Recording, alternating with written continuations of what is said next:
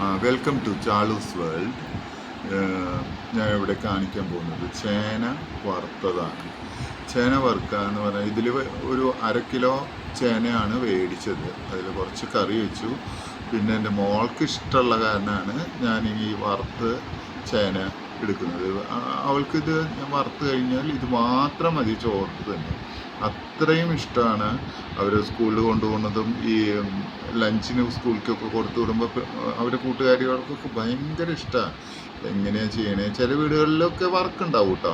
ഇതിപ്പോൾ ഞാൻ വറുത്ത ഇത് വിധം എന്ന് പറഞ്ഞാൽ ചെറുതായിട്ട് ചേന കട്ട് ചെയ്ത് കട്ട് ചെയ്തിട്ട് അതിൽ നമ്മളെ ആ ക്വാണ്ടിറ്റി അനുസരിച്ച് ഉപ്പ്, മുളക്, മഞ്ഞൾപ്പൊടി ഇത് ഒന്ന് തേച്ച് ഒരു 5-6 മിനിറ്റ് വെക്കണം. അത് കഴിഞ്ഞിട്ട് നമ്മൾ അത് നല്ല ശുദ്ധമായ വെളിച്ചെണ്ണ അതിൽ വറുക്കുമ്പോഴാണ് അതിൻ്റെ മണവും ഗുണമൊക്കെ കിട്ടുക. അത് വറുത്ത് അതിങ്ങനെ സ്ലോ ഫ്ലെയിമിൽ അതിൻ്റെ ചേനയുടെ ചെറിയ കഷ്ണമാക്കണം കേട്ടോ, അല്ലെങ്കിൽ ഉള്ളു വേവില്ല. അത് ചെറിയ കഷ്ണങ്ങളാക്കി അത് സ്ലോ ഫ്ലെയിമിൽ ഫ്രൈ ചെയ്തിട്ട് വെളിച്ചെണ്ണ അധികമൊന്നും വെളിച്ചെണ്ണ ഒഴിക്കണ്ട.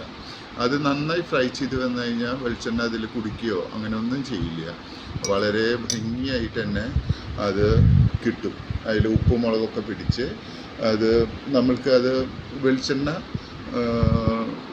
ഫ്രൈ ആകുമ്പോൾ വെളിച്ചെണ്ണ അതുമ്പോൾ പിടിക്കാതെ നമുക്ക് ഡ്രൈ ആയിട്ട് കാണാവുന്ന നോക്കി കഴിഞ്ഞാൽ അത് സ്ലോ ഫ്ലെയിമിൽ വേണം കേട്ടോ. അത് ജാസ്തി ഫ്ലെയിം വെച്ച് കഴിഞ്ഞാൽ അത് കരിഞ്ഞു പോകും. എന്നിട്ട് ഒരു ലൈറ്റ് ബ്രൗണിഷ് കളറാകുമ്പോൾ നമുക്കത് വാങ്ങി വയ്ക്കാം.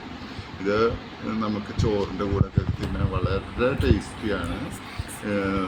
ഇത് തൈരൊക്കെ കൂട്ടിയ തൈര് എൻ്റെ മോൾക്ക് ഇഷ്ടമുള്ള, ചിലവർക്ക് ഇഷ്ടാവും ചിലവർക്ക് ഇഷ്ടാവില്ല. ഞങ്ങൾക്കിത് തൈരിൻ്റെ കൂടെ തൈരും ചേന വറുത്തതൊക്കെ ആയി കഴിഞ്ഞാൽ ചോറ് തിന്നാൻ വളരെ ടേസ്റ്റിയാണ്. നിങ്ങളിത് ഒന്ന് പരീക്ഷിച്ച് നോക്കൂ. ഇതേപോലെ ചേന വലിയ കഷ്ണമാക്കാം ചിലവർ, അപ്പോൾ ഇത്തിരി ടൈം വേണം സ്ലോ ഫ്ലെയിമിൽ. ഇത് നിങ്ങളൊന്ന് ട്രൈ ചെയ്ത് നോക്കൂ. നിങ്ങൾക്ക് ഇഷ്ടമായാൽ ഇത് ലൈക്ക് ചെയ്യുക, ഷെയർ ചെയ്യുക, സബ്സ്ക്രൈബ് ചെയ്യുക. Thank you.